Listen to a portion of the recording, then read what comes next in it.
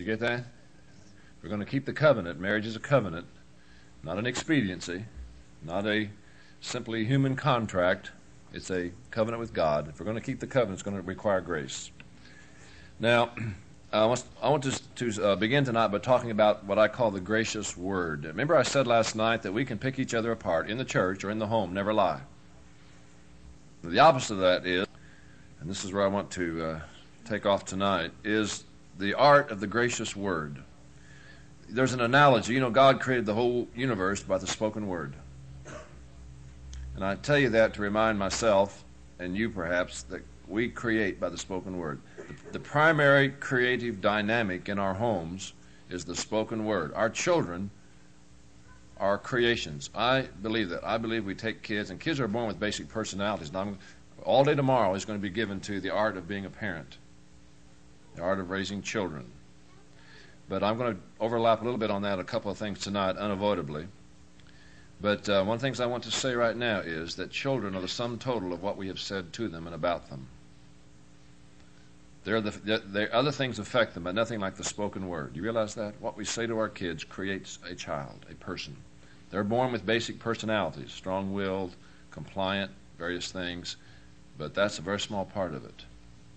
What our children are. Now, of course, the problem we've got, other people are talking to them, too. You know, not just us talking with them. And a marriage is the product of the spoken word primarily. You look at a woman who's been married to the same man for 30 years, and if she's defeated, and I've met women who are just defeated, they've given up, and it's because they have been defeated by the spoken word. It's written all over their face. Now, and whether our home is going to be a place where our children are going to want to be, or where we're going to want to be, depends primarily on the spoken word. And as I said last night, God does not require us to tell all the truth we know. My wife has many shortcomings, and I have a couple. And that's right. And that's right. But my wife, as I said last night, she could spend all her time pointing out my shortcomings and never once lie. What is the opposite of that? The opposite is the spoken word. Now, what the spoken word does, it creates, now hear me, it creates a climate, it creates an atmosphere, it creates a tone in the home, which makes many other things possible. You see, I believe this about raising children, that the number one thing with me is their attitude. If you get a kid's attitude right, you got something to work with. You can do something with the kid. But you get a kid turned off, a bad attitude, and you got real problems. And attitudes are everything. And the attitudes are created by the atmosphere in the home. You see, are we for each other or against each other? You realize how many kids think their parents are against them?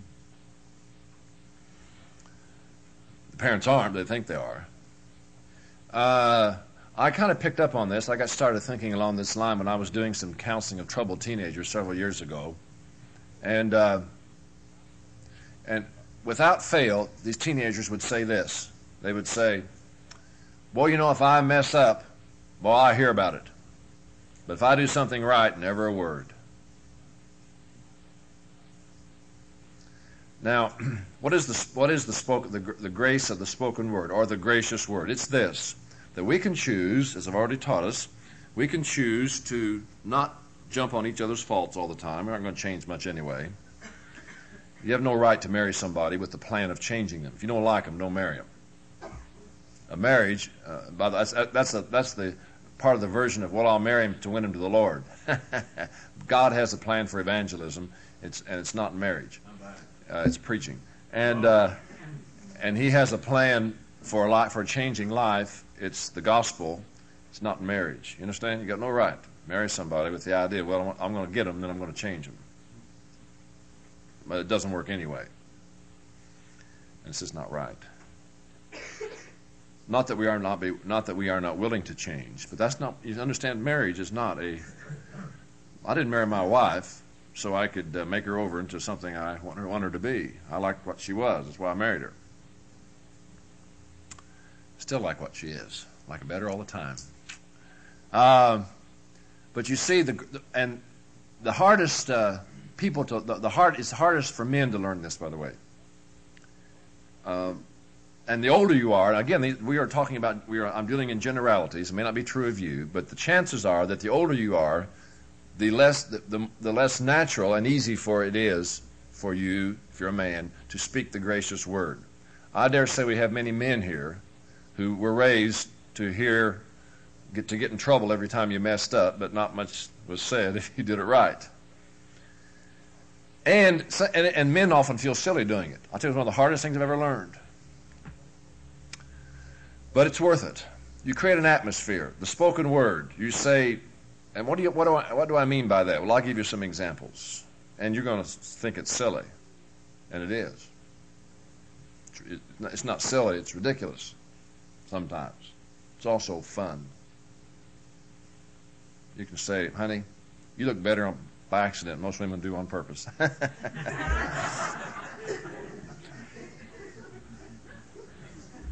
Honey, with Vicks salve on, you smell better than most women do with my sin perfume for a long man. You just really great.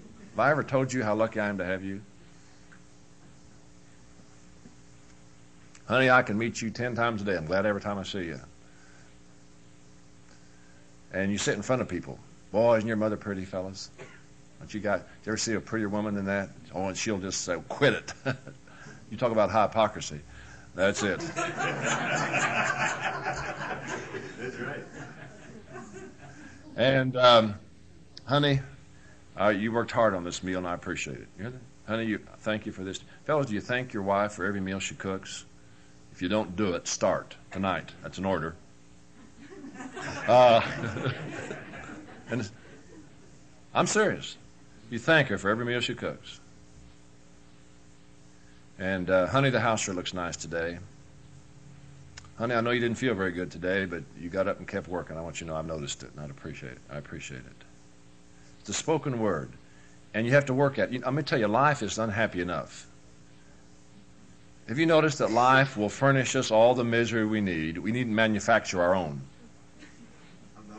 Life will give us listen to me, life will give us our misery for nothing. We have to manufacture our own joy. Did you get that? Most of our joy has to be if the only joy we get in life is the joy that just happens to us, or the joy that just happens for us, we're not going to have much joy. You see, the Bible, this is a very strong Christian doctrine. The Bible says that we're to rejoice in spite of tears. Count it all joy when you enter into many temptations. You see, it doesn't take a Christian to have joy when everything's going right. An idiot can do that. An unbeliever, I mean the worst atheist to ever live, can rejoice when everything's going right. That doesn't take any grace, doesn't take any talent. But the art is to rejoice in spite of, not because of. And because life has a way of giving us more tears than smiles, we need to manufacture our own. You got that? Our homes can have just as much joy in them as we choose to put into them. That's true. And the primary agency, the dynamic, is the spoken word. Now, there are other ways, but the spoken word. And it has to go on day by day. You create an atmosphere. It creates, do you understand what I'm talking about? It's a tone, which makes room for all kinds of good stuff. But I'll tell you, you get a house full of bitter words. Nobody wants to be there. I don't. If your home is full of bitterness, don't invite me because I don't want to come. I got enough bitterness in my life I have to deal with. I'm not going looking for it. Amen. And our kids have all kinds of bitterness. Do you realize how bitter it is in teenage society? You got teenagers? Grade school society. Our kids put up with bitterness day in and day out of all kinds. Much of it we don't have any idea about. They don't need it when they get home. They don't need a dad who never says and never pays full attention to his son or his daughter until they've done something wrong, until they've messed up. Then and only then do they get their dad's full attention. They do not need that. They need a dad who'll say to them at least once a day, hey, kid, I like what you're turning out to be. You're doing all right. You know that? I'm proud of you. You're looking good. I'm glad you're mine. I told you that lately, son. I'm glad you decided to be my kid and not somebody else's. It's an honor. When was the last time you ever took your kid with you and thanked him for working you into his schedule? Really glad you come with me. Well, I know you have a lot of things to do. I'm glad to be seen with you. Now, do they believe all that? I don't know. I don't care. My wife doesn't believe half what I tell her. She doesn't, but she's glad I tell her. You see, the point is not always what you say, it's why you say it. And I'll tell you, you can be way down, and if somebody loves you, says a gracious word, it goes a long way. A long way. And we have to work at it. Some people, you see, it's a habit. Some people are in the habit of the ungracious word. I've been in homes where everybody was in the habit of picking at each other. Kids pick at each other. And it's natural. It comes with the hormones. But you have to put a stop to it. You know, in the home, we don't allow that, friends. We don't allow certain words. We don't allow our kids to say "shut up." It's not cussing, but it's close enough. That's right. It's not cussing. It's not obscene. It's just bitter. It's bitter. I don't like bitter talk. Why? It's my house. I'm king, and I'll have the kind of talk I want. My kingdom, and my kingdom's going to have the kind. I like noise. I don't like quiet kids. I don't trust quiet kids. But I want noise in my house, but I want my kind of noise. Understand? I want to hear what I want to hear. And I'm responsible for the noise in my house. And if you're going to tear each other apart, you're going to run into trouble with the king. Well, I'm very serious about that. And we don't allow this bitterness. You don't pick it. You don't tear. It's a rule in our house. We belong to the same family. We have the same last name. We are on the same side, and we do not tear each other apart. We're not in that business. Look, and you need to shut your kids down once in a while and say, look, in this house, we are not in the business of tearing each other apart. We're in the business of building each other up. And if you can't do that, then you go out and think about it for a while and then come back in. Remember whose house you live in. Now, sometimes, you see what this does. Sometimes you have to speak the word of rebuke several times a day. But you see, now listen to me, the gracious word makes room for the word of rebuke. And so kids will hear the word of rebuke without losing their attitude, without getting mean. You understand? If you've told a kid 10 times you think he's doing great, he'll let you tell him that he's messed up and not hate you for it. And I'll tell you, our wives need to hear it, and our husbands need to hear it. It's grace versus law, you see. Now, sometimes we have to understand. I'm not talking about some kind of Pollyannish unreality. I'm simply talking about making a positive program of sweetening the air. And we need to learn the art of giving compliments. Men are not very good at giving compliments, and women aren't very good at receiving them. They haven't had much practice. The art of giving a compliment. Let me teach you the art of giving a compliment. You ready? The art of giving a compliment is that you seize the moment. You give compliments when they're at the time. Seize the moment. And say a word which will sound silly sometimes, but that's okay. There are worse things than being made silly. And we need to focus on the person, not the act. You see, fellas, you don't have to like what she cooked to appreciate the fact that she cooked it. You don't have to like what she's wearing at the moment to appreciate the fact that you're glad that she's your wife, and you can tell her that. Focus on the person, not the act. You can be creative. It's great fun, by the way. We need fun. You know, every home needs some fun. And men are good at receiving compliments because men are naturally arrogant. All men are naturally arrogant. They really are. We are. You pay a man a compliment, he immediately believes you. It's true. It's true. Men are very good at men are excellent at receiving compliments. I mean, somebody tells me, well, that's one of the greatest sermons I ever heard. I believe him. I mean, that's probably, my attitude is, yeah, probably one of the great sermons of the 20th century, you know. No doubt in my mind, you know. I just automatically believe it. Now, but women aren't. You know how women are very bad at receiving compliments. You know what women do? Women, first of all, they refuse compliments. You shouldn't refuse a compliment. He'll say, honey, boy, you sure do look great tonight. And she'll say, you're just saying that. Of course I'm just saying. Don't refuse it. Suppose your husband brought home a nice gift wrapped in pretty red paper. And he said, honey, I stopped and got this for you. And you took the gift and you threw it down and stepped on it. How long would it be before you got another gift? That's one of the reasons you're not getting many compliments. You stepped on too many. A compliment is a gift. Don't refuse it. Secondly, don't analyze it. For God's sake, don't analyze it. Honey, I like that dress. Oh, what do you like about it?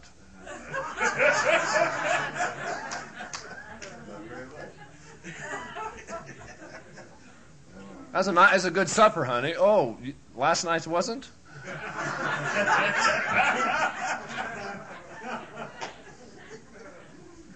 I learned this, by the way, from the men. Somebody said, I really like that sermon. I made the mistake. A deacon told that one time. I really like that sermon. I really made the mistake. I was just a kid saying, what did you like about it? He didn't remember it. So if you get a compliment, understand, you don't analyze it, ladies. Don't analyze it. Third, don't discount it. Honey, that's a beautiful outfit. Well, I got this at a garage sale, and it's... some women are born explainers. Most women are born explainers. I mean, you say that's a pretty necklace. They want to tell you where they got it, how much they paid for it. They want you to know that it really isn't as good as it looks. Most women just have that. They're just naturally that way. You say you look nice. They want you to know. Well, this whole thing. I swear, if you had a woman who had on $1,000 outfit. Yeah. And you said, honey, that looks great. She said, yes, but I have on ragged underwear. or something like that. Anything to discount it. Just discount it.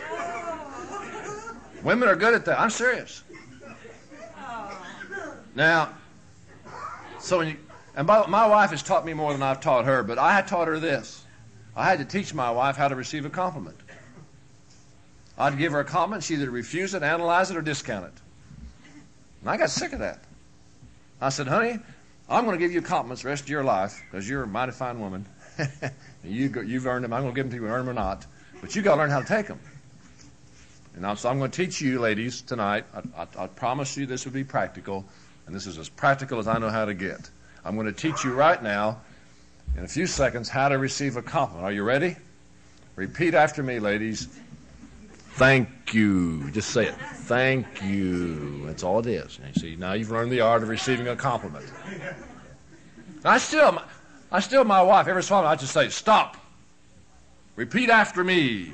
Thank you. And my wife will say, thank you. Because my wife, bless her heart, is a born explainer.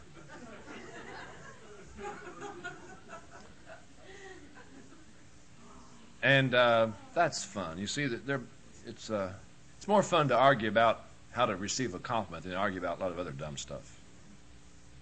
And listen to me, it's a habit most of the time. Most bitterness in the home is a habit. It's a rotten habit. And habits are created, and habits can be broken, and new habits can be created. If the air in your home isn't sweet, I urge you to sweeten it with the spoken word. The gracious word, the word fitly spoken, like apples of gold on pallets of silver. And there's a great deal to say. And I'll tell you, sometimes the spoken word, just the right word, can make all the difference in the world. Some real bad moments can be turned into good moments. Some hard moments can be made easy. And some sour times can be made a little less sour by the spoken word, the kind word. And, honey, I've had a rough day today, but seeing you makes it a good day anyway. I'm glad you're here when I get here. Doesn't take much to say that, but it makes a difference. You understand? Let me say, if you're interested in money, I'll put it in these terms. It's the best investment you'd ever make. You never get more return out of a cheaper investment than the gracious word. And it works. Take my word for it. Well, Any questions on this? Y'all can speak up. Have any questions or comments you want to make before I go on? I want to talk about romance in the home. The rule is it's more fun to date. It's more important to date after the wedding than it is before. It's also more fun. Don't have to take her home. Romance. Now, right away, all the women are going to know exactly what I'm talking about. Most men won't. When it comes to romance, most men are clods. That's spelled C-L-O-D.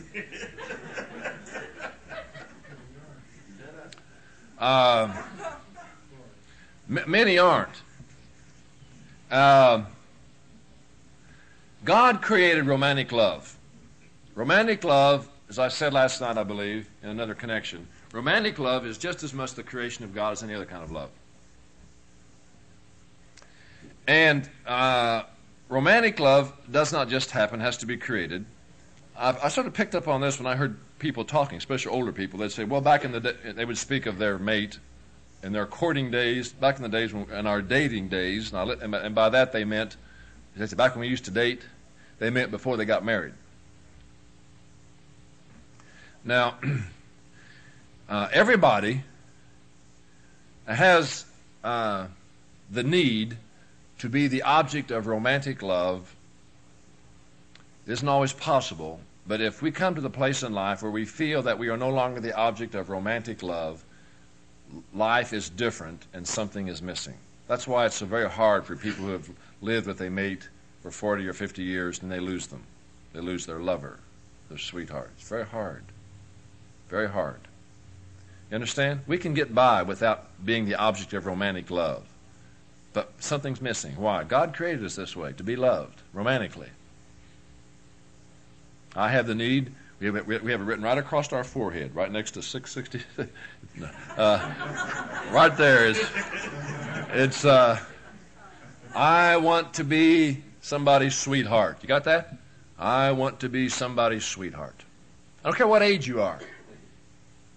Doesn't make a difference. It doesn't stop when you retire. We want to be somebody's sweetheart. And it's very important to us. Now, romantic love must be cultivated. And that's why I teach that it's more important to date after the wedding than it is before. Here's what often happens in a home. That when a couple first gets married, before they have any children, of course the husband-wife relationship is the primary relationship. You understand? That's the dominant relationship in the home because it's the only relationship in the home. And then little Junior comes along. And all of a sudden, honey becomes mother. I grew up this way. My dad always called my mother, mother. And I never thought anything. And there's nothing wrong with that. You may do that, and that's not really to the point. It doesn't matter. It's not a question of what you say so much as how you think. But, and so, you know, as I said last night, we tend to raise our kids the way we were raised. And when we started our family, and we always speak to your little children, you know, go ask your mother. So one day I referred to Linda, that's my wife's name, as mother, the way I heard my dad always do. And boy, she stopped me right there. She said, I am not your mother. It's very true. I never called her that since. She does not permit me to call her mother. And she's right. She's very smart. You see, in many homes, as soon as the children come along, the parent-child relationship becomes the dominant relationship. And then the woman in the house, she especially suffers under this. Her primary role stops being sweetheart, wife, mate. Her primary role starts being mother. You recognize that?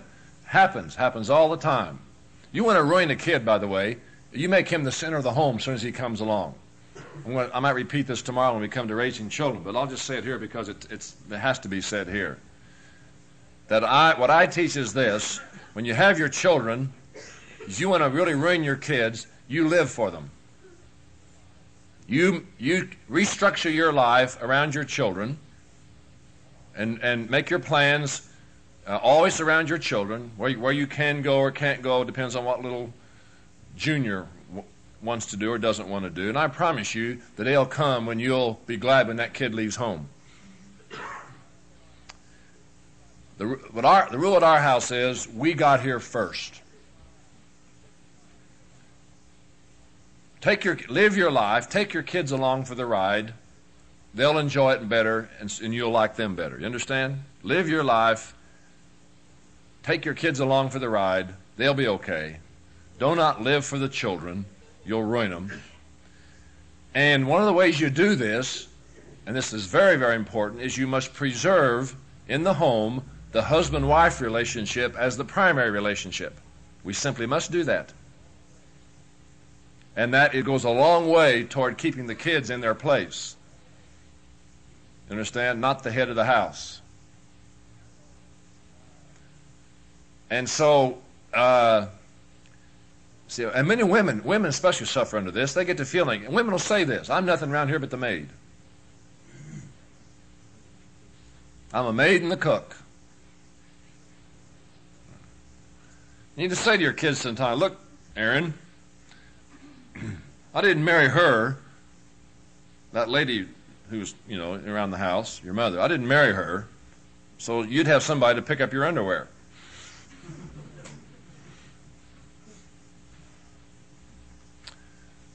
I'll tell you what this does. It gives the kids a perspective, and it gives them security. Now, I'm going to say this a couple of times in other connections. We begin to overlap now because the husband-wife relationship does overlap with the parent-child relationship. And here's one of the places. Security is more important to a child than love. You got that? Security is more important than love. And what is the source of a child's security? The source of a child's security is the husband-wife relationship.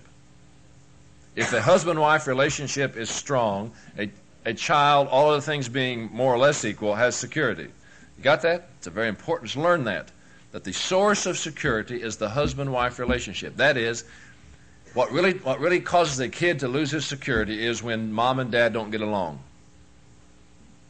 That's why divorce is so very hard on children. And you ever do this? Did you ever see this? This is science. If you've had children, you come home from work and your kids are in diapers. You can have a kid in the next room looking the other way, playing with a toy. And you can walk in the kitchen and you can start loving on your wife, and pinch her buns or whatever you do. And you can go to hugging on her and she's pushing you away saying, leave me alone. But no, she isn't pushing very hard. She's saying, oh, quit that. I'm trying to fix supper. And I said, you cook and I'll kiss. And you start fooling around a little bit. And pretty soon you got something clamped to your leg. Ever notice that? What is it? It's a kid. I mean, whatever he was doing, I promise you, whatever he's doing, he'll quit. And he'll come and we all, well, what's going on? You ever seen that? Never did that in your home? I can get teenagers out of the back of the house. I can grab their mother and pick her up, and she's, put me down, and go to Love and Honor, and I can fill my kitchen full of teenagers.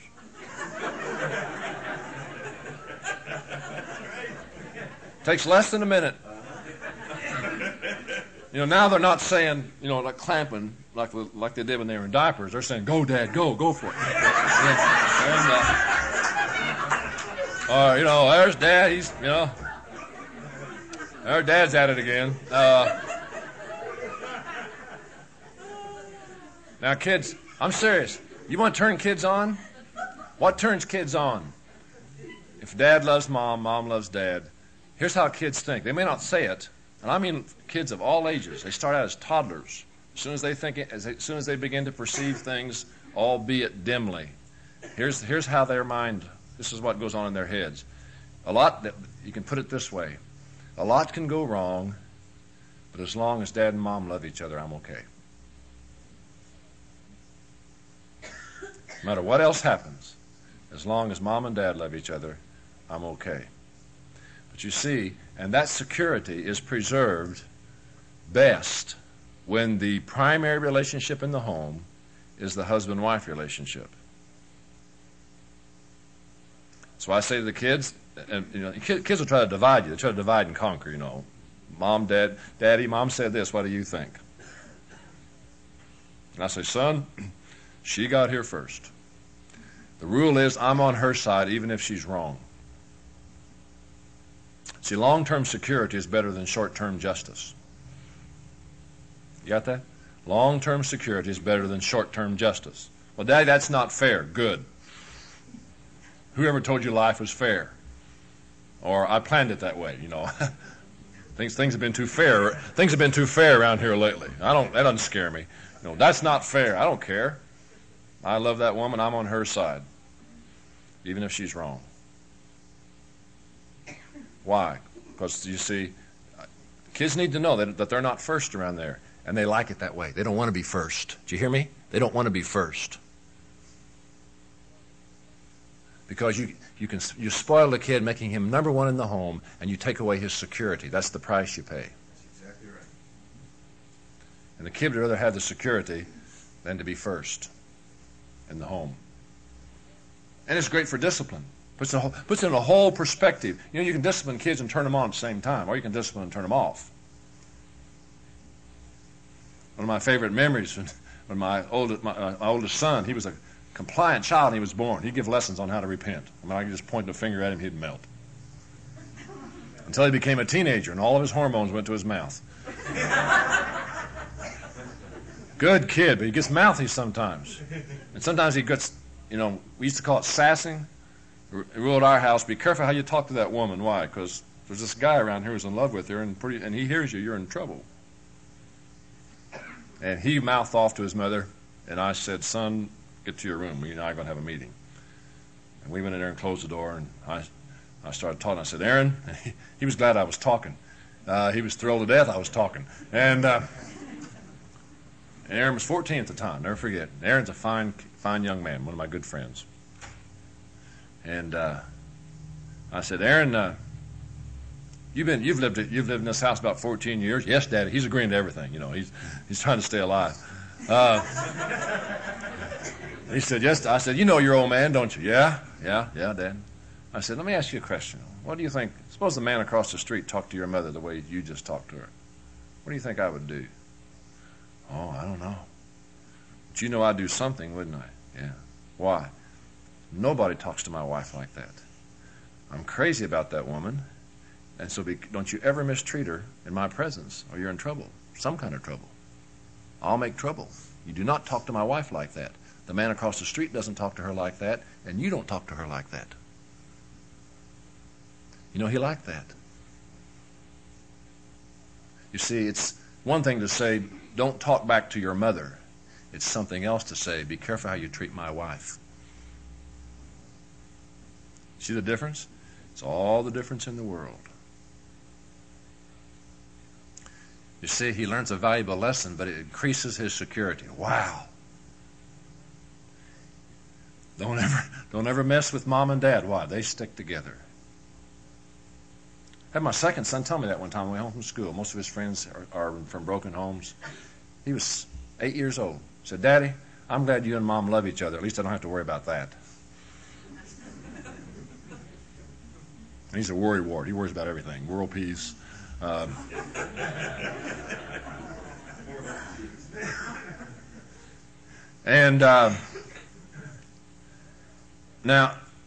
So the way we preserve, one of the most important ways to preserve the husband-wife relationship as the primary relationship in the home is to preserve romance.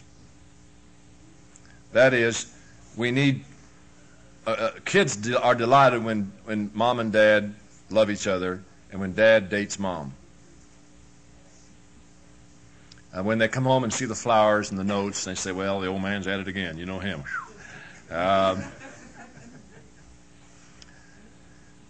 I remember one time I took my wife on a big dress-up fancy date, and our oldest daughters were teenagers. And they helped her get dressed. She changed dresses 3 times. Oh, Mother, you're not going to wear that, are you? Oh, come on, Mother, not that. And helped her fix her hair. And they hovered over for an hour and a half while she got ready. On the way out, they told me to have her home by 11:30.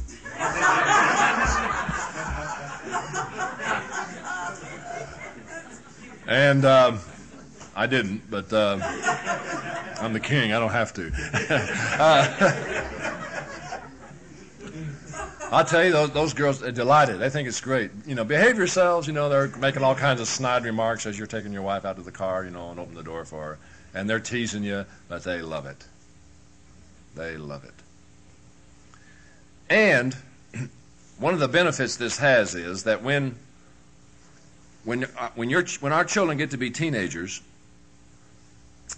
and they start dating, we're going to want to talk to them about their love life.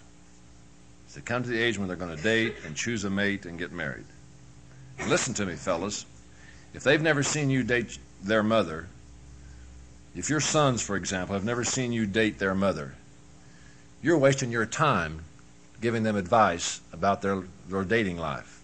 They'll listen very politely, their eyes will glaze over, and they'll ignore you completely. What do you know about it? Your experience is 17 years old. You haven't dated in 17 years. What have you got to say about the subject? They won't say that to you, but that's what they're thinking. You hear me? That's what they're thinking. When it comes to sex education, you see, it will create a great attitude if they see that you know something about the subject. Not that you give demonstrations, but that at least they know Dad and Mom love each other. I know when it came to sex education, we had a nice deal. My wife had gave all the details to the daughters and me to the sons. The daughters came first, so it was great till the sons came along. It was my job. I said to Aaron, I want to talk to you about sex. Yeah, Dad. First thing I want you to know is I'm for it. I think it's I think one of the best ideas God ever had. And now, what's more, I'm pretty good at it.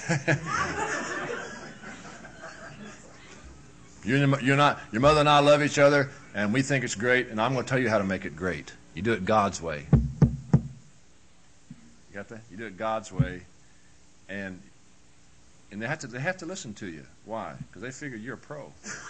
I tell them I am. I'm not, but I tell them that.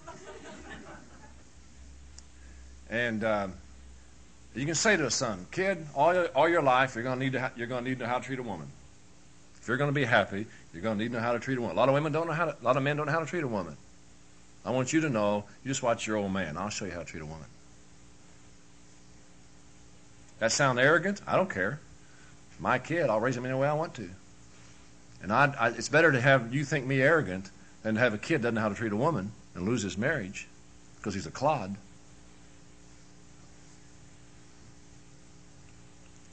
And my oldest boy, just started dating this past year, and boy, he's good at it. The girls line up. And he won't go steady. I'll tell you, it was the talk of Winter Park High School, 8,000 students. Aaron and his friend, they did it right. Shot his whole bank account. I could have killed him. A dozen roses. I'll tell you where I had to draw the line? At a chauffeur-driven limousine. That's for the prom. I said no. And he was glad I drew the line, but I had to draw it. He was going whole hog. And he took a real nice girl. My point is that I need to start when my kids are little, preparing them for a happy marriage. You understand that? We need to start. And one of the best things we can do is to preserve romantic love. And speak the language of love. And our kids want us to. Do you understand what I'm saying? Does this sound crude or worldly? I don't mean for it to be. Hear me. God created romantic love. He created it for marriage. He created it to be a very beautiful thing. And it's hard to be happy if somebody doesn't love us. And we know it. I never saw my father date my mother because that's the way he was raised. My dad's a great man, and he taught me many great lessons. But I had to learn this on my own. And probably because we were raised poor through some of the years, not all the years. Some of the years were hard years. And but anyway, we need to think this way. What is the art of romantic love? It's the flowers, it's the poem, it's the dumb compliments, it's the teasings, it's the dates. You know what a real date is? I'll tell you what a date is. Now, women know, men don't. And so for the sake of young couples, I'll teach you what a real date is if you don't know. A man, he'll call up his wife and say, honey, it's Friday night. You've had a hard week. I'll meet you. Bring the kids and meet me at the steakhouse, and I'm buying supper. So she brings the kids, meets him at the steakhouse. He buys supper. Does she appreciate that? Oh, she sure does. But he thinks it's a date. And she knows it isn't. Well, I just took you out last Friday. Yeah, me and the kids to the steakhouse. Right, ladies? Is it nice? Is it a date? Not a date. I'll tell you what a date is. A date is you tell your wife, say, hey, we're going out tonight. Dress up big. I want to surprise you. And don't worry about feeding the kids. I'll stop by McDonald's on the way home. They'd rather have that anyway. And I'll get the babysitter. You just get yourself ready. You come home with a little flour or something. Say, let her spend her. You understand? She doesn't have to get the babysitter. Doesn't have to pick out the place, make the reservations, or fix supper. Just take her out. Keep her out late. Act a fool.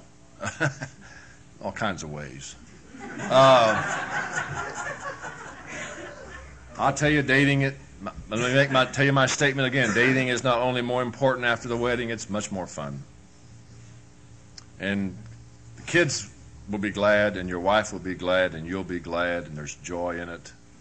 The art of romantic love. You need to learn it. Does that sound like it's not spiritual? I think it's one of the most spiritual things we'll ever do. The art of romantic love. Well, that's all I have to say about that. Let's take our break now, about 10 minutes to get some coffee on downstairs. About 10 minutes, 10, 12 minutes.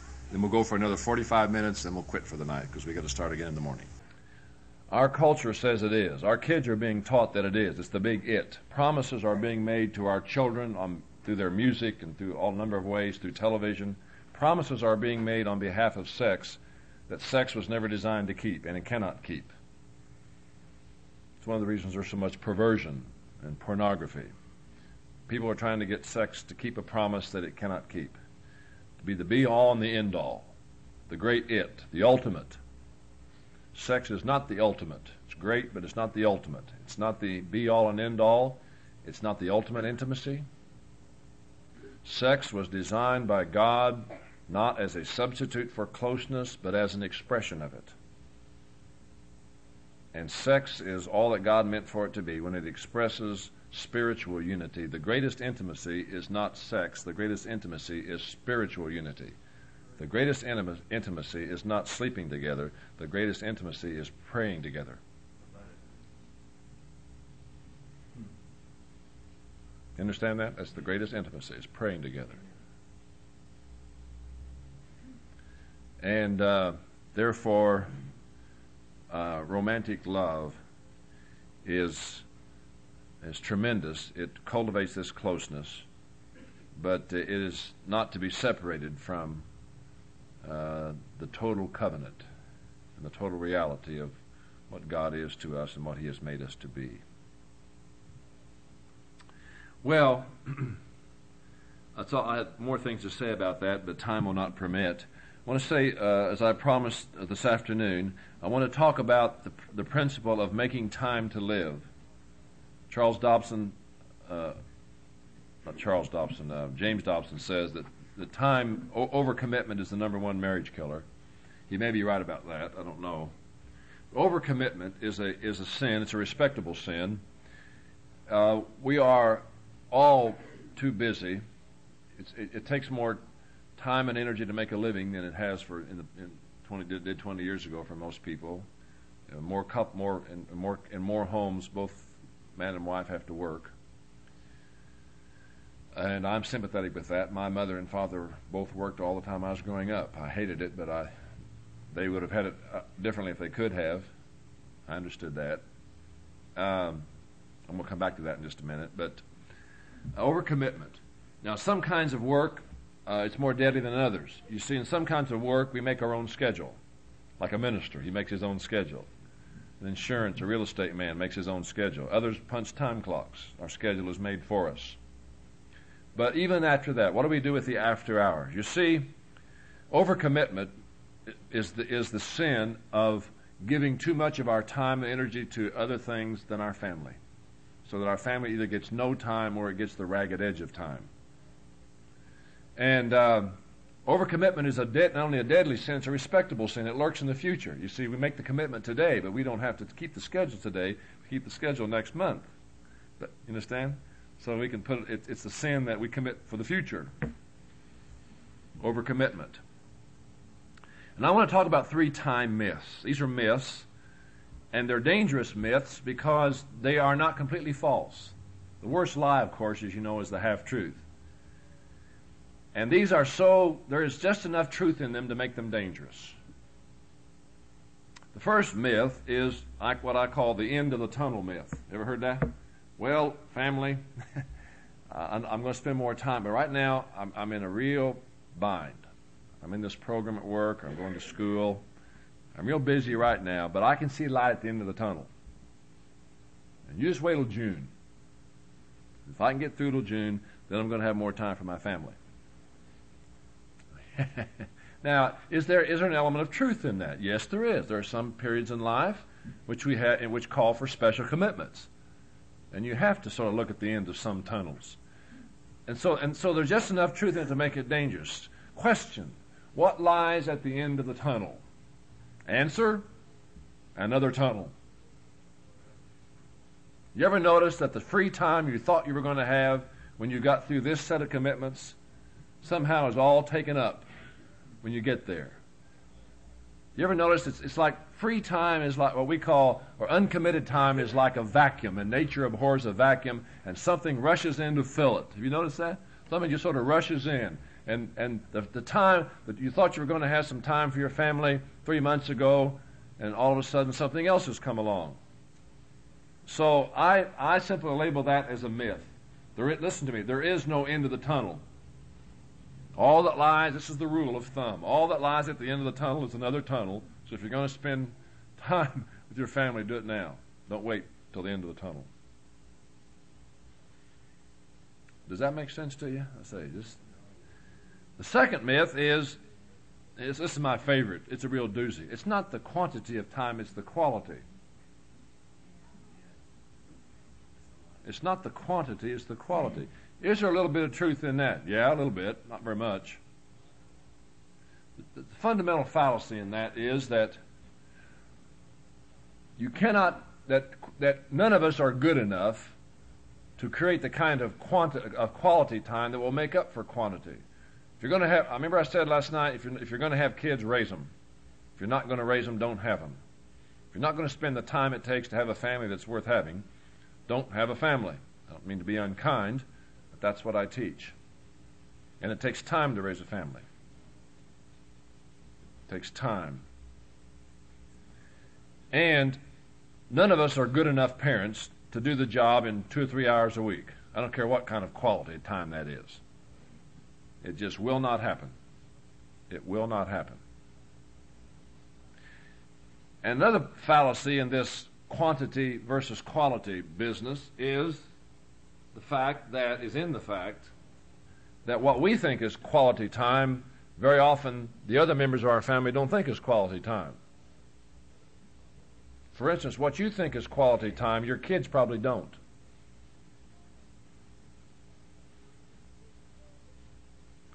Now, I'm going to say this, and I realize, as I said before, it's a very personal and sensitive thing, but my wife and I agree on this, that when the children are in the home, the mother needs to be there.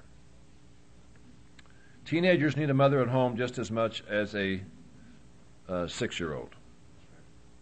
Now, I realize sometimes that's not possible.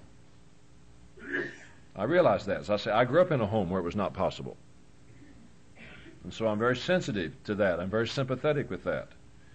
But sometimes both parents work when it is not absolutely necessary. Sometimes both parents work for a couple of reasons. I know some mothers who work because they can't stand their kids. And I can't stand their kids either. I'd work too if they were mine. I'd find the daycare center that would take them and put them in it.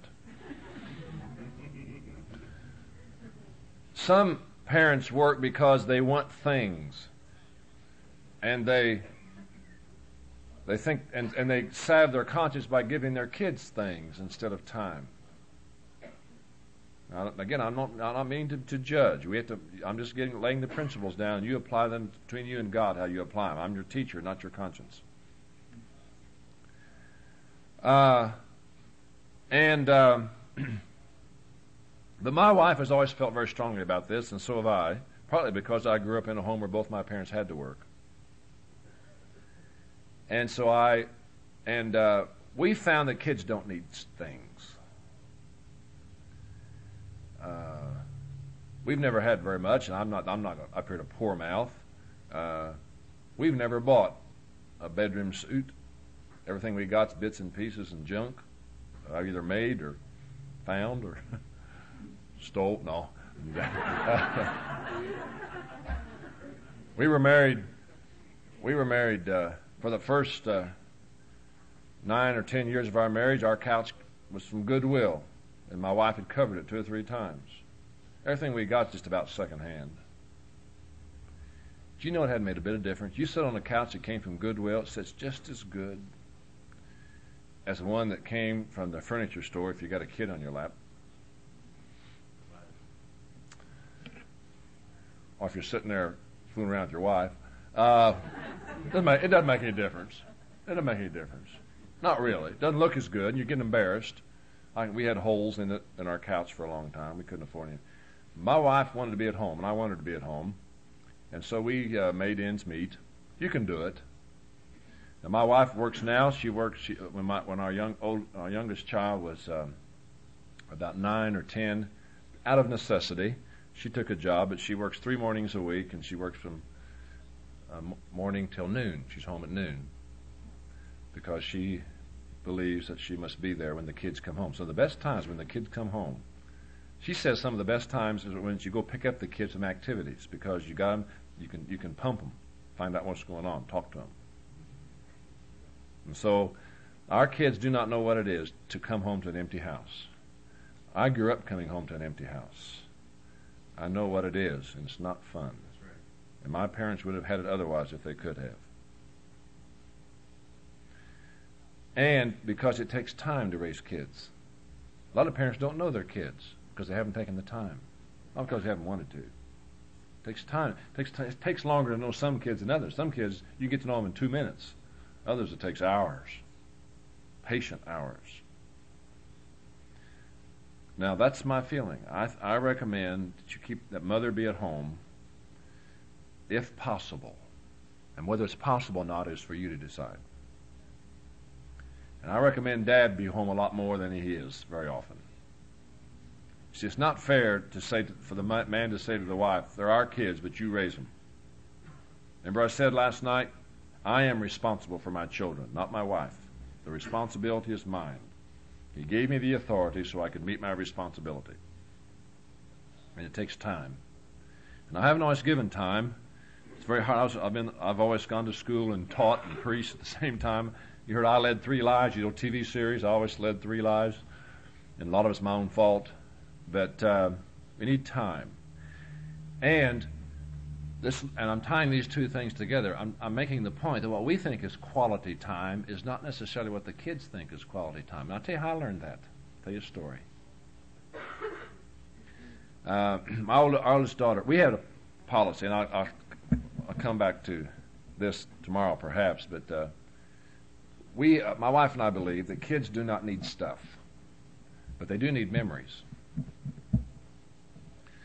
And so while we have never bought a bedroom suit, and everything we have, most of what we have is secondhand. Not all of it now. We bought some new stuff recently, but we have a lot of memories because we traveled. My wife's sister and her husband are missionaries in British Columbia, which is Western Canada. Every 3 years, all the time our kids were growing up, for most of those years, every 3 years we'd go on a month trip or 3 weeks, all the United States, Western United States mostly. And the reason we went every 3 years to take that long to pay for last trip, we'd as soon as we get one paid for, we'd go again. And there wasn't good logic, but good Anyway. And so we had a camper. We bought a camper, and not one of these fold-up top jobs, and we wore it out. And but we got some memories. But anyway, and our kid, my point is that D'Angela, by the time she was in the 6th grade, she had been all over the country 3 or 4 times. Been to the World's Fair and Disney World and Disney in Florida and Disneyland and in California. And she had a lot of good memories. She had a lot of what I call hallelujah experiences, these real fabulous times. Now, and her teacher at the public school there in Hamilton, Ohio, where we lived, every year gave an assignment to her students was to write down your happiest memory. Your happiest memory. And we went to one of these parent-teacher days, and the teacher, we introduced ourselves and said, "Oh, you're the Chambers." She said, I want to show you something. She said, and she was she's an older lady, been teaching for years. She said, I've been giving that assignment for I don't know how many years, 20, 25 years. She said, I've never got a paper like this. She said, I want you to see it. She said, when I tell the kids to write in a short essay, what's your happiest memory? She said, they always tell about, going to Disney World or going to Kings Island, some amusement park, some big spectacular time. And my point is that our daughter had plenty of those times. You know what her happiest memory was? My wife can't stand gloomy weather.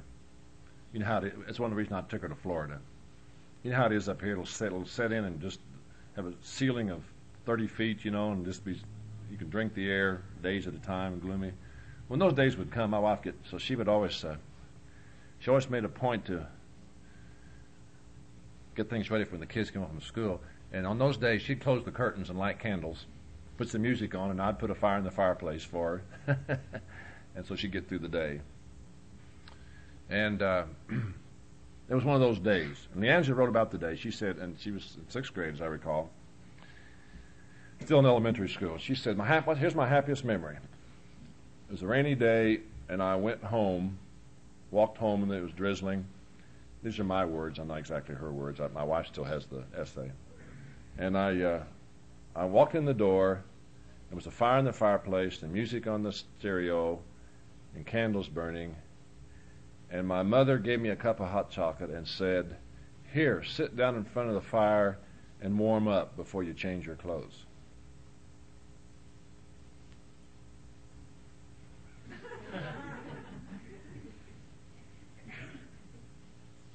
That's it. I spent all that money on Disney World.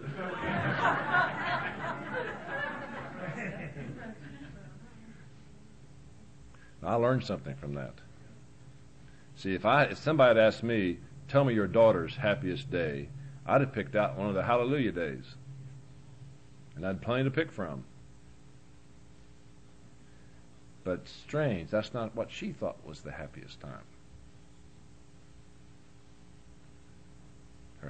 Do you all get that? There's a lesson to be learned there. And I learned from that.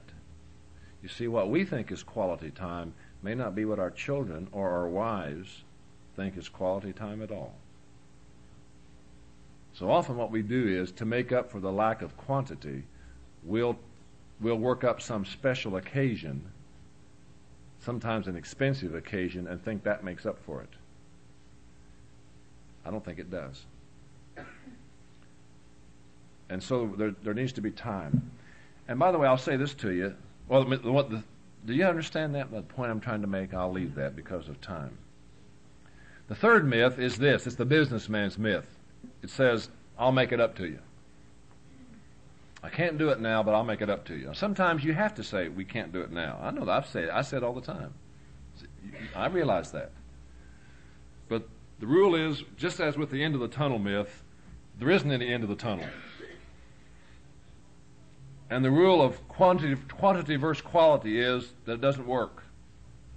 And the rule with the myth, I'll make it up to you, is this: you can't. You can't. You have to live each. Jesus said, so you have to live today. Sufficient for the day is the evil thereof.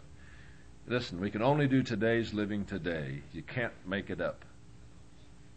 You can't do it. You may do something later on, But once the moment is gone, it's gone. That's very tragic, isn't it? You know, as Omar Khayyam in the Rubaiyat of Omar Khayyam, we read, you know, the moving finger writes and having writ moves on, nor all your piety nor wit can call it back to cancel half a line, nor all your tears wash out a word of it. And time moves on. Now, and to encourage you, if you've got small children, let me say to you that time invested in children is a good investment. Do you realize that time is longer for children than it is for adults? You see, time is whatever we conceive it to be and perceive it to be. Time is our experience of it. Do you ever notice that the older you get, the faster time goes? That's just an illusion, of course, because the hands on the clock move at the same speed. Oh, no, it's not an illusion. Because our actual perception of time is that it goes faster. Do you notice that? Remember when you were 8 years old, how long it was between Thanksgiving and Christmas? When I was 8, I was in the 3rd grade, and I thought I was going to die in the 3rd grade. I spent eternity, and we had a teacher named Mrs. Newmeister, I didn't like her.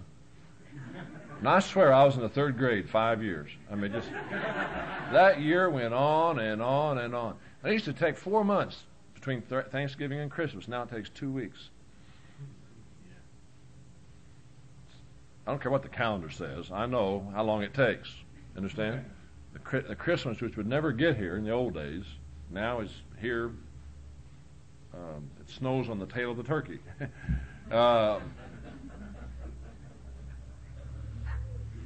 Why is that? I'll tell you why. You see, to a child who's 5 years old, 1 year represents only 1/5 of all the time they've ever known. You got that? That year is 1/5 of their whole life. And so they persist. That's very long. 1/5 of all the time they've ever known. But when you get to be 50, a year is only 1/50th of all the time you've ever known. That's why it seems so small. And what I'm teaching you is this, that the time you invest in your kids is longer for them than it is for you. It's a good investment. And they'll remember it as being longer than you'll remember it. You often hear kids say, boy, my dad used to always do this. He used to always come home and he'd play ball with me before he went in the house. And the kid said, you go back and check into it, you probably find the father did it very seldom. Maybe didn't do it very often at all, but they remember it. Kids remember it as being longer than it was and more than it was. It's a good investment. I say that to encourage you. See, as adults, we think, well, if I've only got 5 or 6 minutes, why bother? You only got 5 or 6 minutes, spend 5 or 6 minutes. If you got 10 minutes, spend 10 minutes with the kids or with, you understand? Time, the small times are bigger to the kids. Well, that didn't cost anything, but I just say that to encourage you. And so we have to spend time. And we have to spend good time. When I was in the local ministry, I started for several years before we started our family, or before the kids got very old. I took Monday off. The reason I took Monday off was it took me, after being a preacher, it took me till noon on Monday to start believing in God again anyway. And so, everything I did on Monday I had to undo on Tuesday. So Monday was my worst day of the week. I think most preachers it is. Worst day of the week. And that was, so I said, well, I'll have to make that family time. And I began to realize as the kids began to grow that I was giving them my worst day of the week. And you know what my best day of the week was? Friday. It wasn't Saturday is too close to Sunday. And Friday, and so for years and years and years, Friday was family day. If the kids were in school, Friday night was family night. If the kids were out of school, it was family day all day Friday. And not that we didn't do things other times, but the kids looked forward to, where are we going Friday on family night? And if we had money, we'd go to someplace nice, and if we didn't, we'd go to McDonald's, or we'd go on a picnic, pick them up from school. It was a ritual every Friday night. Pick them up from school, and we'd go out and have a wing-ding together. You realize how much little kids look forward to that? and they could count on it. And the church learned if you want to have a committee meeting on Friday night, you'd have it without the preacher. He didn't go to committee meetings much anyway. It's family time, and what I'm saying was, I believe that my first ministry is to my family, and so I decided to give them the best time. I learned that the hard way, you understand? Because for a long time I gave my family my worst day of the week. And so what I would do on Monday, just read a good book or whatever, do something that didn't require much attention. And whatever it was, I didn't give it to my family. You may not agree with that and don't think that's very dedicated, but that's okay. My kids liked it, and that's what counts. And I look forward to it. I tell you, it did a lot for me. I look forward to family night. And we just had some great time. Got some great memories connected with family night. And it was sacred. I almost never broke it. In case of a dire emergency, I would delay it. Almost never. Well, anyway, we have to schedule it in. And if you're the kind of person who creates your own schedule, I recommend you schedule family time in. That's a priority. I cannot make it. Why?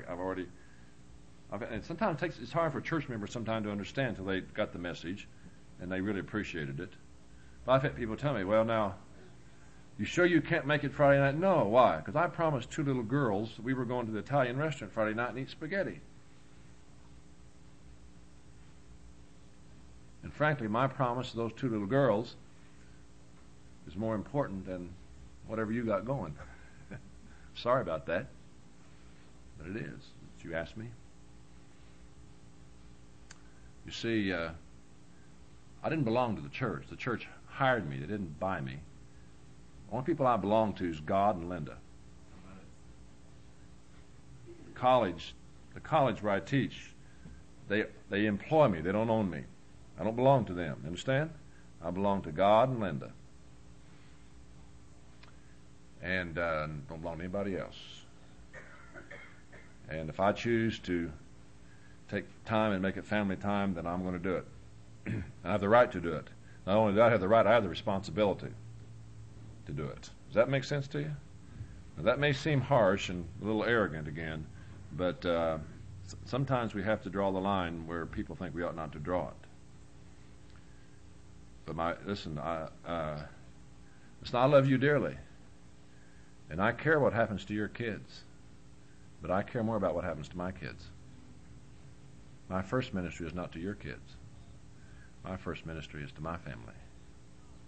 And I'll do everything I can for your kids.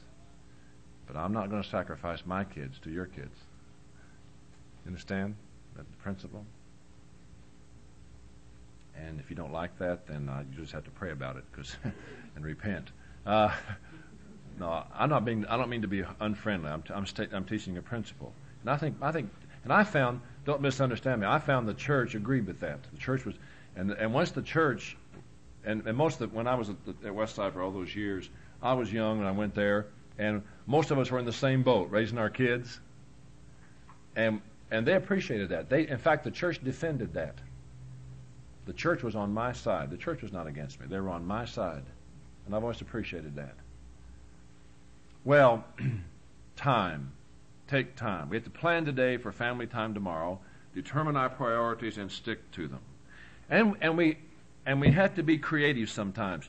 Now, in a busy life, and I know you're busy, very many of you, and I've always been busy, frankly, you can be creative. Sometimes you don't have to choose between what we might call business life and family time. You can work the two in together. And I see people doing this. I think you all do a good job. I think people do good. I see this.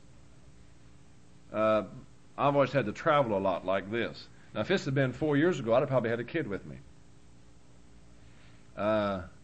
Because I've always traveled a lot. And you don't mind these personal examples. Like I said, I'm not a psychologist, and I'm just trying to talk to you from our experience. But because I've always traveled a lot, I developed the practice years ago to always taking a kid with me, at least one. And it's great to have, every kid needs to be an only child, especially if they're not. The more kids you have, the more every child needs to be an only child, because we tend to deal with our kids collectively. Troops, come on, gang. Are you like me? You start naming kids, you got to name all three of them, you start just down the line, Sometimes you're trying to call your kid, and you just call their names, the dog and two of the neighbors. Two neighbor kids before you get to the right one. And so we deal with kids collectively, and we've had, as you may know, I have 4 children, and you have to deal with them collectively. But the time must come when you deal with them individually, or you never get to know them, especially the quieter kids and especially the younger kids. They tend to get lost in the shuffle. And so I just made a practice wherever I could. If I had a trip, long or short, I bought extra seats on airplanes when I could afford it, take a kid along. Some great times. And the rule was, if you go with Daddy, you get to eat anywhere you want, which was usually junk food. My oldest boy, Aaron, could see a McDonald's through a mountain. You think I'm not lying. He had a radar, there's a McDonald's ahead, nothing ahead but just a pure mountain, and 4 hours later, anyway. And the kids do it till they get to be about 12 years old, and then they lose interest. They start developing their own life, and they don't want to do it anymore. That's fine. I had them for 12 years. Well, I don't start when they're born. Start when they're very young. And so what enabled me to do, and I'm just sharing this with you to maybe give you some ideas. It enabled me to mix business time, work time, and family time together. And so a lot of family. I remember when I was growing up, when the kids were little, toddlers, it was years before I ever took a bath alone. As soon as I get in the tub, my wife said, "Hey, can I put a kid in with you?" You ever had, Yeah, the old kid in. It's a great times. The kids are little, and hundreds of times, my wife, she's busy trying, 2 kids at a time. And I'd always run a tub of water and figure I was going to have fellowship, and I'd wash the baby, wash the toddlers and say, "Come and get him," and hand it to my wife, and she'd bring in a dirty kid, and 3 minutes later, well, not sometimes not 3 minutes, she'd have a clean kid, and production line. Yeah, some great family time in the bathtub.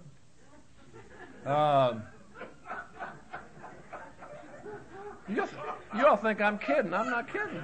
Did you ever do this? Yeah. My wife had radar. I mean, I could sneak into the bathroom, and she would just have to sense I was there and find a dirty kid. I think she threw dirt on him sometimes just to because she had this thing against me taking a bath alone. Not really, but and I'd say, "Whose turn is it to go?" And so the kids would ride with me, and on automobile trips or wherever it goes, stay over. They've learned. My boys have stayed overnight in people's homes all over Florida. For weekends, gives them a chance to learn how to. By the way, it's good training. They learn how to conduct themselves in other people's homes, how to write thank you notes for the. They've met some great people. And by the way, let me say parenthetically, one of the greatest gifts you can give your kids is to put them in association with great people. Let them meet good people.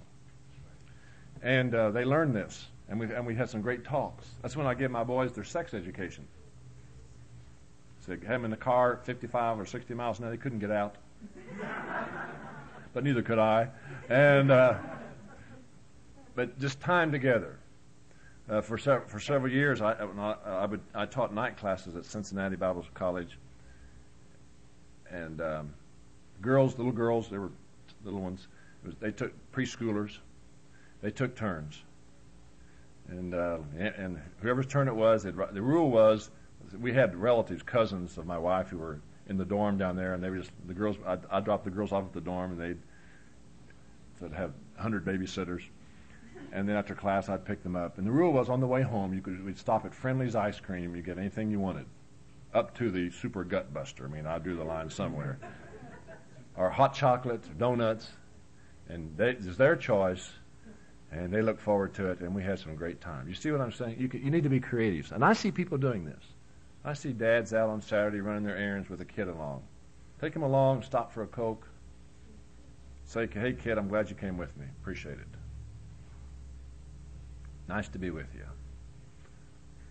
And do you see what I'm saying? So we don't always have to choose. We have to be creative sometimes. I like to see that. I like to see dads take the kids along wherever they go. Live your life. Take the kids along for the ride. They'll love it. Have any questions or comments? I'm sure you all have good ideas to share with me on this. As I say, I really see a lot of this. Any questions on that? Well, there isn't anybody want to make any comments. You all haven't said. I can't get you all to talk.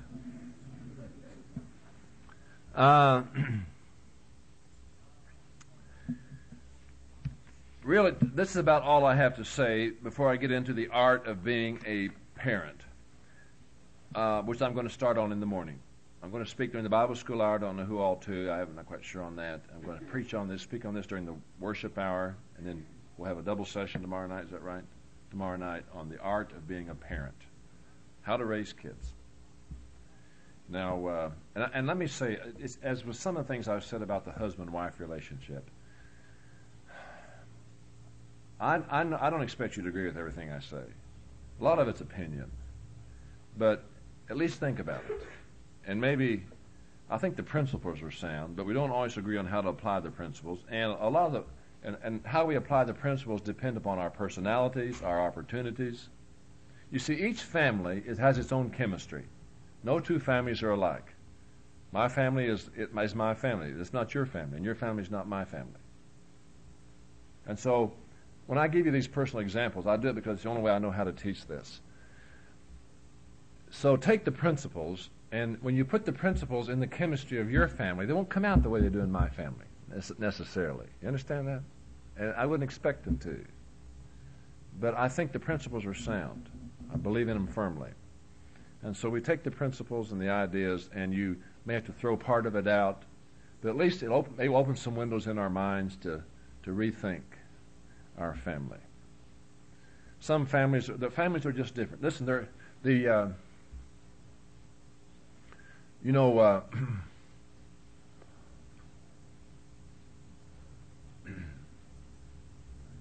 Tolstoy in War and Peace said that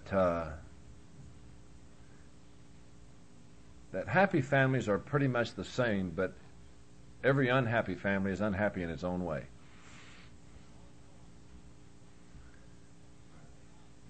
And there's a degree of truth in that. Happy families are the same to a point, but there are many ways to have a happy family, not just one way. And so we try to, and the last thing I want to say, and I'm going to try to quit at 9:30. That'll give us 2 hours tonight. I have really said all I want to say about the husband-wife relationship, and I've already overlapped some into the parent-child relationship, and I'm going to focus on that in the morning, as I've said. But let me close this part, this husband, what I have to offer and suggest about the husband-wife relationship by saying this. I would speak about what is called the lure of infidelity. I pray that we keep joy and romance and grace in our marriage, to keep romantic excitement in our marriage. What happens is that often if romantic excitement is allowed to drain away from the marriage, then the man, the husband, or the wife, or both, will go look for romantic excitement somewhere else. Often the result is divorce and remarriage. But the odds are that if a person is divorced once, the odds skyrocket that they'll be divorced again. And sometimes the reason is because what happens when romantic excitement went out of the first marriage? They look for another mate for romantic excitement. But what happens? You see, romantic excitement, if it's not cultivated, dies in the light of what we call normal living. What is normal living? Normal living is sick kids and mortgage payments and making out your taxes and taking the kids to school and signing up for Little League and washing clothes and mowing the lawn, painting the gutters. Not what you see on television. That's phony. The jet set kind of life where the party, that's phony. You understand that? The normal life is what I've said. Working it out day by day, worrying together, You know what the normal life is? I told my sons, when I talked to them about sex, I said, sex was made to express the kind of relationship represented by marriage. That's why God made sex for marriage and for nothing else. It's not for outside of marriage. Sex is to express the kind of relationship that a man and a wife develop years and years when when he holds her head when she throws up because she's pregnant. When he has crackers in bed, that's why I tell my wife was pregnant. She always say crackers before she got up. It's worrying about the mortgage payment. It's having a kid out. Let me tell you what the normal life is. The normal life is your heart beating faster when you hear a siren when your kids are out. You see? And sex is made to express that kind of life, the normal life. But you see, what happens is that if romantic excitement is not preserved in the marriage, the normal life comes to outvote it. But you see, in the second marriage, the normal life sets in again. And so what I recommend to you is this, that we don't go looking outside the marriage for excitement. We bring it into the one we've got.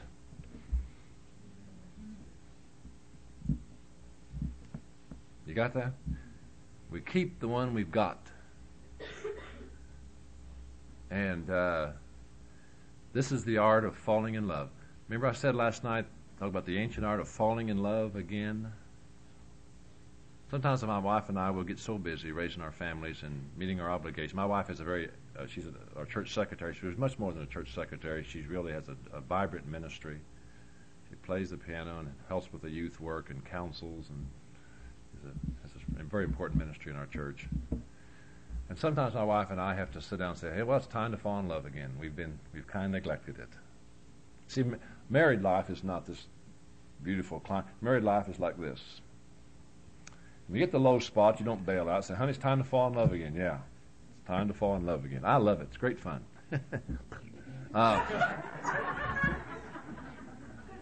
You see, you got that? If the excitement begins to wear thin and drain away, you don't go looking out for somebody else. I got a rule. I'm very serious about this. We got to preserve our marriages. I'll teach you what I teach the boys at the college, the preacher boys. I say, I believe that you can hug anybody. I made a policy of systematically hugging. I'm not talking about a brotherly hug, but really hugging any woman under 7 and over 70. Anything in between, I keep my hands off.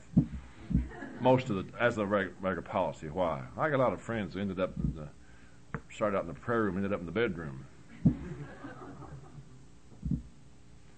I make it a point to, if I find myself in any way attracted to another woman, I run the other way. And, I've had these preachers. I've never been able to hug a beautiful woman and think about God. I never claim to be spiritual. But I can't understand. I cannot hug a beautiful woman regularly and think about God. My hormones are in the wrong place or whatever. I mean that. Now, that's just me.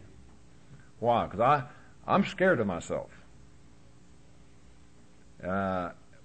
Because it's so easy, isn't it, to be led astray. Don't say it can't happen to you.